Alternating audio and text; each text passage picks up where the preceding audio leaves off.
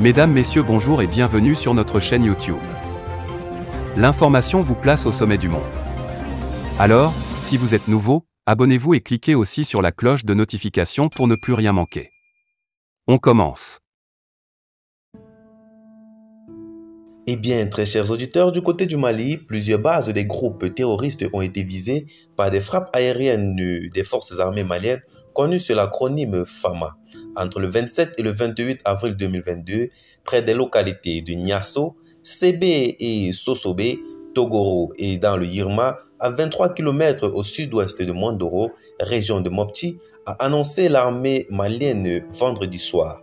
Selon elle, ces frappes ont été réalisées à la suite d'un processus patient et professionnel de collecte, d'analyse et de recoupement des services de renseignement.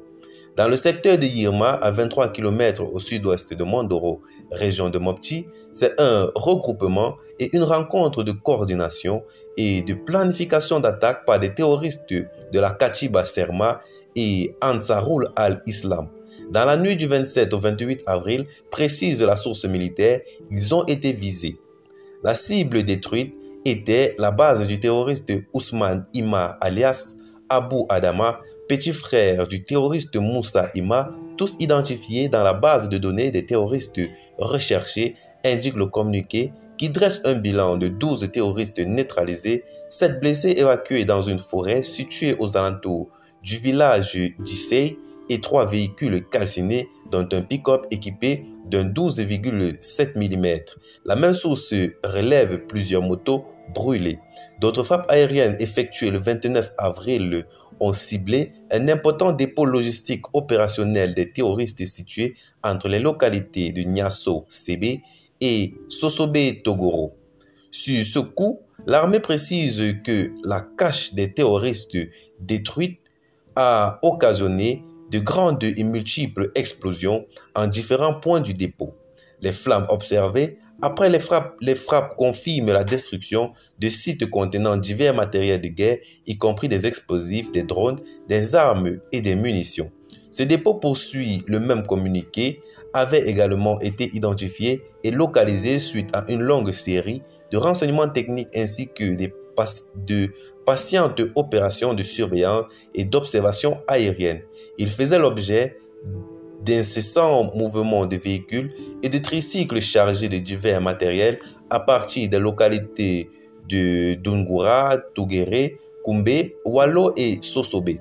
Selon le document, les matériels observés ont sans équivoque été identifiés comme des matériels de guerre destinés à être utilisés contre les communautés ainsi que les FAMA engagés dans la protection de nos citoyens. Ces frappes ont contribué à anéantir les espoirs et plans funestes des terroristes et leur soutien. Par ailleurs, on apprend l'interpellation d'une terroriste parlant la langue Zerma et tentant de s'infiltrer dans la base aérienne 103 de Gao. Et le commandant militaire de rappeler que le succès et l'efficacité de ces actions affaiblissent les groupes terroristes, les privent de moyens de pression contre les braves populations maliennes et renforcent les FAMA dans l'exécution de leurs missions régaliennes. Les importants efforts consentis par les forces armées maliennes pour le recoupement des renseignements et la précision des frappes, parfois au risque de laisser échapper certaines opportunités, témoignent de l'engagement de l'état-major général des armées et des FAMA pour le respect des droits internationaux humanitaires et des droits de l'homme qui restent une priorité dans la conduite des opérations, note le communiqué de l'état-major qui appelle les populations à se démarquer de l'emprise des terroristes et à soutenir ces opérations. Alors, très chers auditeurs, c'est ce pas que nous allons donc nous séparer. Qu'en pensez-vous? Laissez donc vos avis en commentaire, partagez la vidéo avec vos amis si vous l'avez trouvée notamment intéressante. Abonnez-vous à la chaîne si ce n'est pas encore fait. Et retrouvons-nous très prochainement pour de nouvelles notes d'information, toujours sur Africa Miniature. Bye bye.